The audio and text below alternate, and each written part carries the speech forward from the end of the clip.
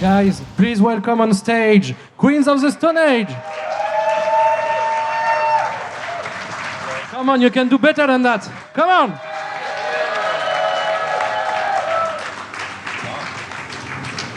Merci beaucoup. Thank you very much. Merci. How is it to be at Hellfest? It's fucking amazing. I was just walking around. I was taken aback by how fucking badass it is here. It's beautiful. Looks like I heard there's a Lemmy statue with a piece of Lemmy inside, which is very close to my heart. I've stayed up many nights in a row with Lemmy, and that's nice to hear. Yeah. Welcome, guys. We have a first question over here. Hi there, guys. I'm Joseph from Loud TV. Thank you very much for taking the time to meet with us. We really appreciate it. Yeah, thank you. Yeah, absolutely. My question is, you've crossed paths with so many talented musicians over the years and have had plenty of guests on your releases. Have any of them had any enduring and ongoing impact on your process? And if so, who has had the greatest impact? Well, honestly, playing with Dave Grohl has been incredible because he's just so good, you know. And it's, I think because it's very, you move at the speed of inspiration very quickly, and so things feel very possible, and that tends to have a lasting impact. But playing with guys like Mark Lanigan and Billy Gibbons, these people that have such an interesting voice, is incredible. Just because someone like Billy Gibbons is just very strange, a very unique, sort of gentle antenna. You feel like he could break at any moment, but by the same token, he is a one-of-a-kind. And also guys like Trent Reznor, you know, the way he breaks machines is hard not to have an influence. You know, it's nice to be influenced by people. It feels good, so we've been very lucky that way. Yeah. Hey guys. Hey Josh, I'm here. Hi. Hi. Sofian from the RTBF. Hi. Queen of the Stone Age acts and performances has gotten legendary and better every time, just like good fine wine. So I'm wondering, do you feel that there's a link between the camaraderie and the musicality on stage and the link that the band members might share outside of the stage? I mean, I think us playing together for now 17 years, I think inherently you build a closer bond musically. And also, I mean, at home, we're hanging out together, we're vacationing together. So there's a personal bond as well as a musical bond that just keeps growing. So I think that's why for us it feels like we're getting better than ever, which is weird, but it's true. Well, also, is it like, if you really have a desire to, we've left so much behind to come here, and I want it so bad. I want the show to be different tonight, so fucking bad. You know, I mean, if you leave everyone you love behind, you want it to just, I want to burn them, fucking Brand and everybody, you know? And I want to see other bands. I love festivals because I get to watch other bands. I can't wait to go to the black metal tent and just fucking get shit-faced. Because I want to have my chance to be part of something. And it feels like the price to pay to be part of something, that entry price is a little blood, a little sweat, and to take a chance. Now, sometimes that means we're fucking awful, but that's the chance. I mean, sometimes you're fucking awful too, so. Thank you. Hi guys, Carmel Farahani from Metal Talk in London. Well, thank you for taking the time to do this. I wanted to say that you're one of the only bands I know that really progress and keep making exciting album after album, even as we keep going into 20 plus years.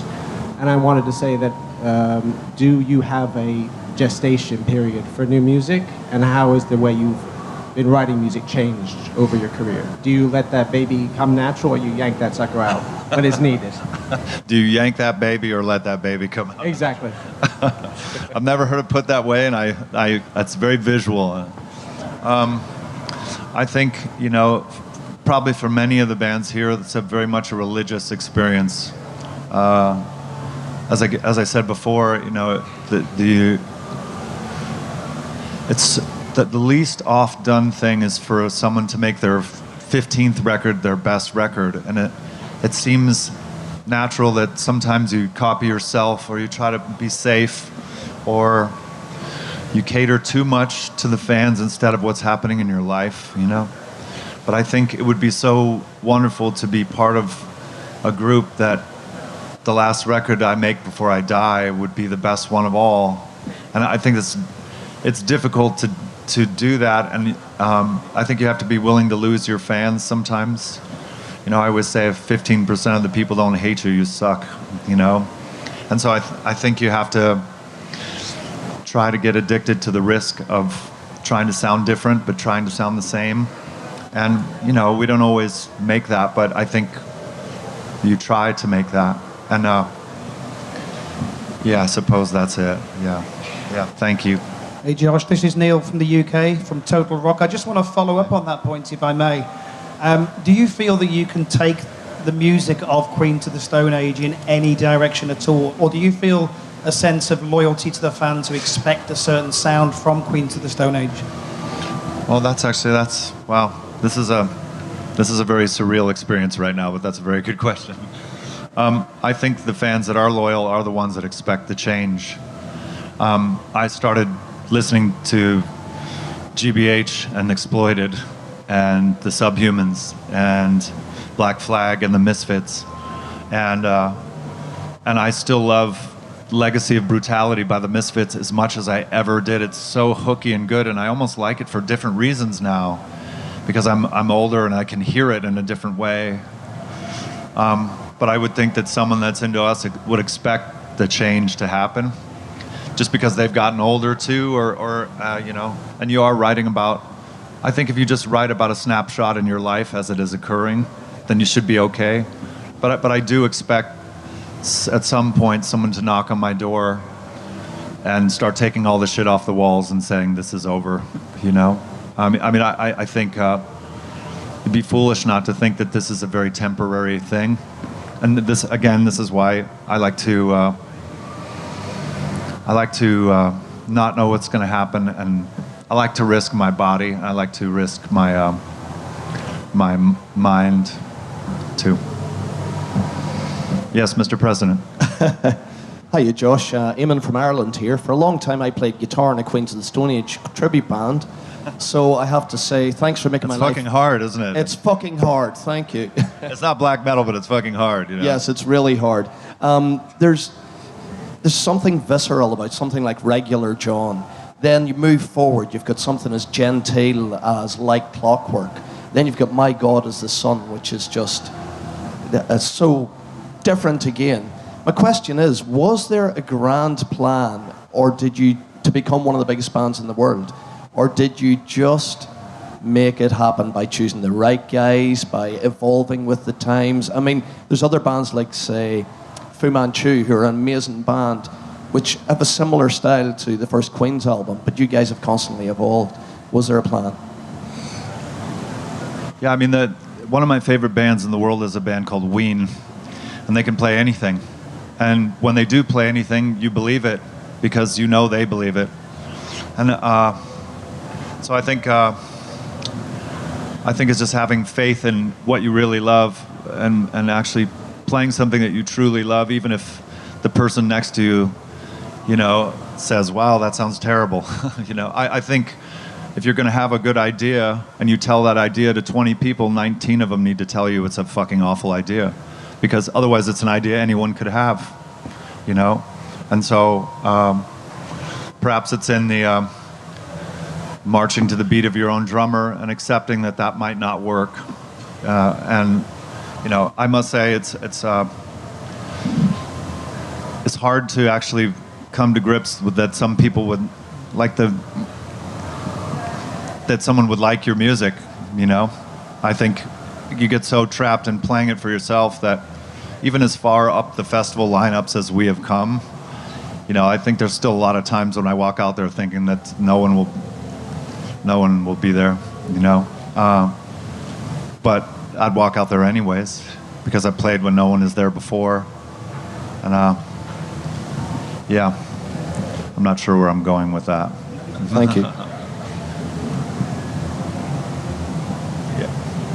Hi, I'm Amelia from Twin Musics. I'm going to ask you our signature question. So if you could have any band play one of your songs, which band would it be, which song would it be, and would it be in your style or their style? Jesus. I didn't know it was going to be a math test, but I appreciate that. Well, actually, I think there's quite a few. I suppose at the moment I saw some childhood heroes of mine, the Descendants, play not too long ago, and so why not let it be them, and they can play. Let's see how they can figure out Regular John, And I think I would never want anyone to try to play anything except the style that they have. Awesome. Mike, do you have any thoughts about that? It's too hard. He doesn't really want to tough. fucking answer that one. Yeah, I don't. That was great. I like the idea that I can just pick. This is amazing. You, sir, the handsome glasses guy.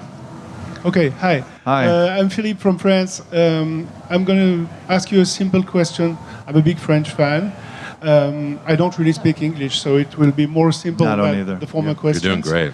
You do know that the Hellfest is probably the coolest festival in France right now. You do know that you are obviously probably the best band in the world. Also, how do you explain you never played here before? I've heard about it for years, and I know it started as a lot of stoner rock stuff and a lot of black metal and things like that. And we've talked about it for years, and they're dropping off our booze in the next room. I don't know. I don't know. I think oftentimes we're trying to go where we don't belong. And I think I personally have been obsessed with going where I'm not invited. And I always felt invited here, and I must say, I just spent 40 minutes sort of wandering around, and I was asking myself the same fucking question: why haven't I played here? Why haven't we been here before? So maybe the answer is lunacy. Yeah. Thank you. Yeah. Your English is pretty fucking good, by the way. Can I do just one more? Sorry. Of course. I saw you last year in a pop festival in France, Albi. You played just 1 hour because it was a best of. You had a small shot. And you said today you want to do something special, but you also have 1 hour. Are you going to play different songs that we are not waiting for, or do you have to do the very best? Well, now I know I'm going to play Regular John, and so now and now and yeah, I think there are some bands that perform a show and they play the same thing and they do the same thing, and in some cases they say the same thing in between songs, and I understand that exists. It's just not something that we do, and because I would blow my brains out if it would, for me, that would make it a regular type job, and I think we just don't. That would be extremely difficult to do. So at least 40% every night is something else. And if there are songs that someone wants to hear, they need to go see us again. I mean, you can't please everybody, but I do think that if we at least try to please ourselves a little too, that comes off. Gotta fucking hope it comes off. You know what I mean? Hey, hello, I am Alejandra. I am from Venezuela, but I work for media in Spain and also in the United States. España. So, yeah. So really quick, this is kind of a philosophical question, but it relates to music. Nuno Bettencourt from Extreme. Nuno Bettencourt from Extreme said. We say that one more time. Nuno Bettencourt, the guitarist player from Extreme. The guitar player of Extreme. Yeah, yes. for Extreme, Okay, yes. sorry, I can't hear. He said, oh, sorry. He said, better? Yes, yes. So he said once that he was talking about Lane Staley from Alice in Chains, and he said that he was impressed that he was always singing with his eyes closed, and he thought that that's the reason for that is because artists make music for themselves to heal themselves and to get people into their world. So what do you think about that? Do you think that's true, or do you think there are many kind of artists that do music for several reasons? I don't know. You tell me. Well, I think Oscar Wilde said that be yourself because everyone else is taken. So I think that it's important to. It's taken me years to just figure out how to just be myself up there, and no matter if it's Hellfest or fucking Cherry Pop Fest. I don't know what, I just made that up. But I think no matter where we are, it can be difficult to be yourself. Mark Lanigan always used to sing with his eyes closed too, and I assume that was because he was being himself, So that's what I think. Hi, Mark from France. Just have one question. You're all about collaborations, whatever the project you'll be working on. My question is just like, how does it start for you? The song for Queen of the Stone Age right now, like for the last album. Well, I think the one thing is about our band is there are no rules. There's no one way to do it. But I think, I've learned a lot playing with Josh and him as our leaders to push and to take risks every time we go and write. We go into the studio, we play together, even on stage. So that's the one thing I've learned being in this band. And I think the next time we step in the studio or we do anything, we're gonna start there and think, what else haven't we done? What feels right now to us? That's right. I always believe in moving at the speed of inspiration. So I don't care if it's on the beach walking or the windshield wipers in the car. I think things come when they should come,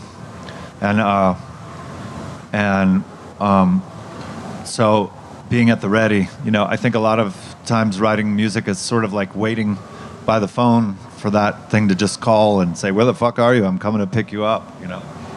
And so I think it's a bit more like being a butler to an idea than being in control of the idea, Go with the flow, as you say. Yeah, fucking A.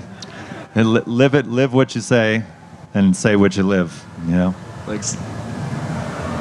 Hi guys, I asked your subreddit, Queens of the Stone Age, the most requested question, and people wanted to know if there was any plan for a release of a live record, given it's the end of this trilogy, and also because of some ads running in the UK and in Germany, suggesting there are more things to come. Well, I think we have different ideas.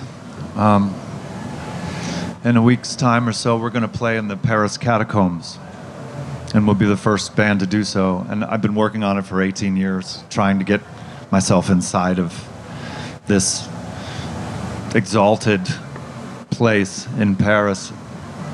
And I think that, and it's completely live. I think, I'd like to take some of these ideas which are sort of ubiquitous, like a live record, and do something a little different with them,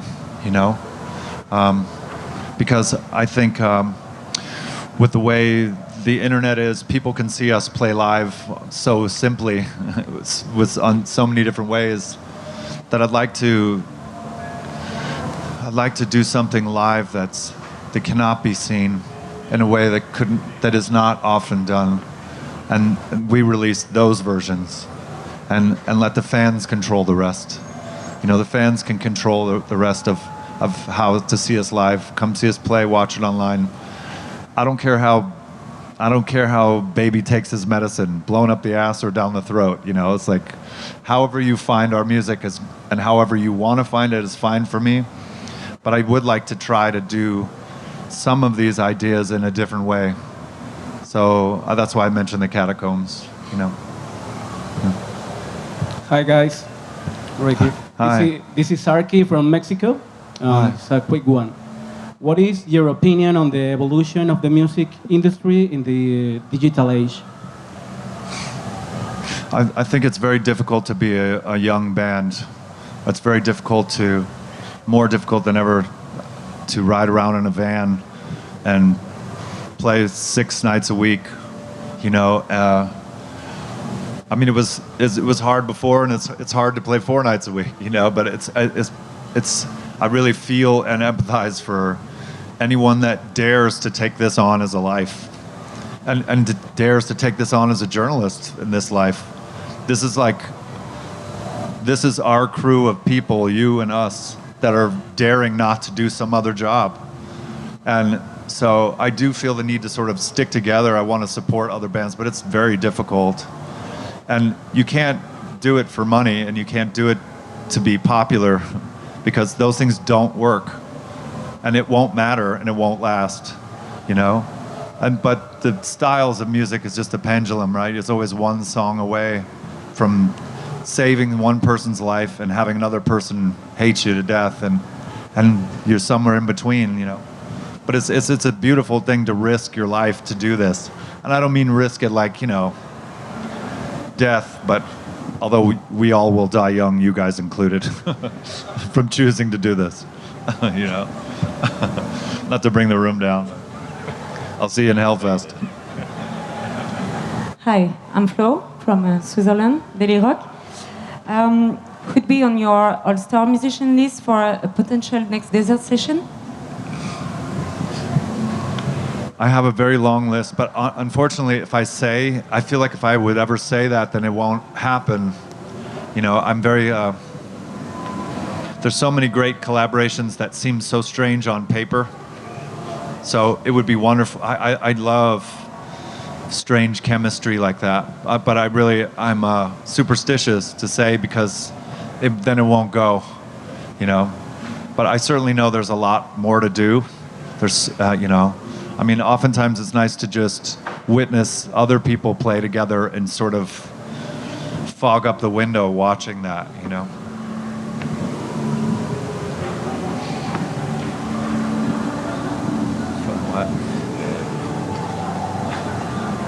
Hi, Josh. Hi. Just, sorry, this Paul from Metal Planet Music, and I was just, see, for you, you spoke earlier about your influences and the bands that really struck you. But for both of you, obviously, I last saw you at the Taylor Hawkins tribute. At where? At the Taylor Hawkins tribute in London. Yeah. The pouring of love for the band, for the Foos that day, really must have been an incredible support for them, and through your times as bands. Have you been aware of that love that people have for you, and has that helped push you through the tough times?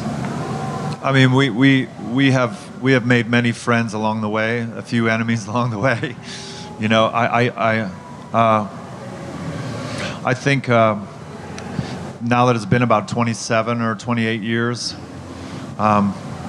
being here today, there's a lot of this lineup today that are people that we know, from the Foos to Corey Taylor to Rival Sons to, you know, Royal Blood, and, you know, Jenny Beth, our friend Jenny Beth from the Savages is here, and I think that support was amazing to watch that day at the Taylor tribute show. It's something perhaps only Dave could have done, but it's I think the support I feel is from the amount of collaborations and things that I've been allowed to take part in, you know. I mean, I've been doing this now for 32 years, and so I think at this point I feel like appreciative of this thing, you know, this adventure. You know. Thank you so much, guys. Thank you so much. Thank you, and everyone. thanks to you guys. Please give it up, everyone.